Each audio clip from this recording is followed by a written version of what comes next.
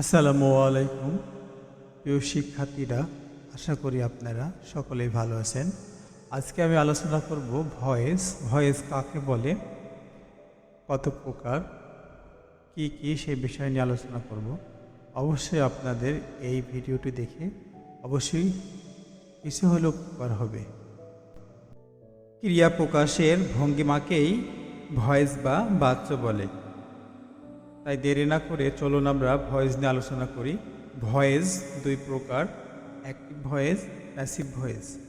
আমরা ভয়েসের কথা কেন বলছি?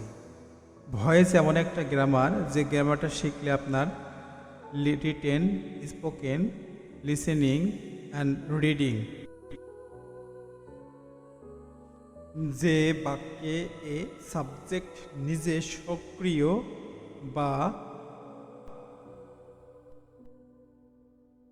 অ্যাক্টিভ হয়ে কাজ করে, সে বাক্যে সেন্টেন্সও অ্যাক্টিভ হয়। Subject plus verb plus object, এই বিষয়টা নিয়ে আমরা পূর্বে আলোচনা করেছিলাম।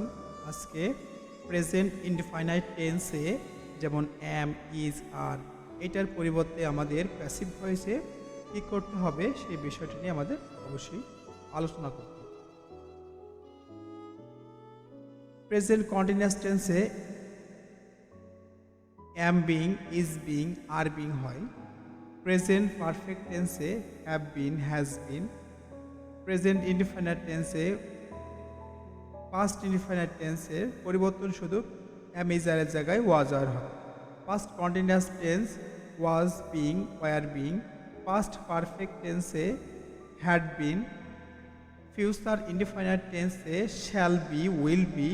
ফিউচার কন্টিনিউয়াস টেন্সে shall be, being, will be, being.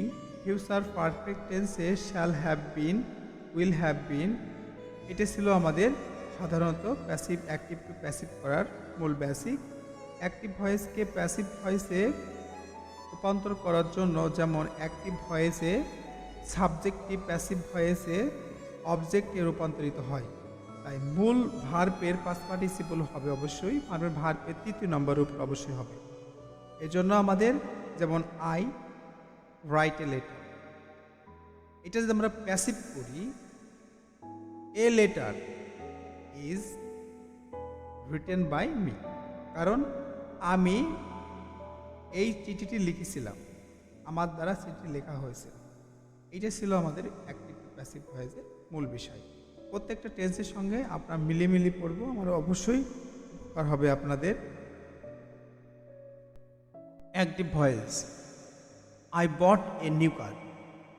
এখানে I is the subject, I হচ্ছে এখানে subject, and a new car is an object. A new car এটা একটা অবজেক্ট, অতএব আমাদের এখন প্যাসিভ ভয়েস হবে, a new car was brought by me. A new car is a subject and me is the object.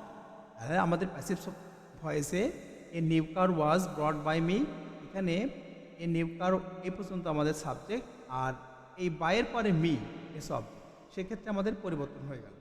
এভাবে আমরা একের পর এক দেখতে থাকবো কীভাবে আমাদের ভয়েসগুলো পরিবর্তন হয়। Present tense, sun rises from the east. Passive voice, east is where the sun rises from.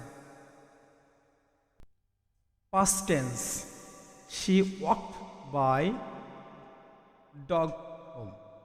Passive voice, my dog was walked home by her.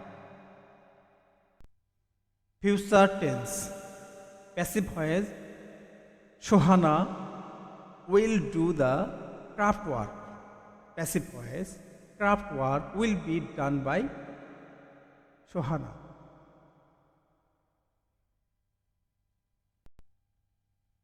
Active voice, I know him.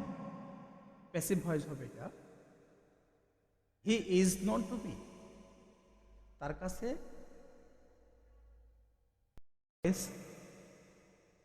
love fills my heart. Passive voice, my heart is filled with love. এভাবে আমাদের active to passive voice করতে হলে কিছু নিয়ম অনুসরণ করতে হবে।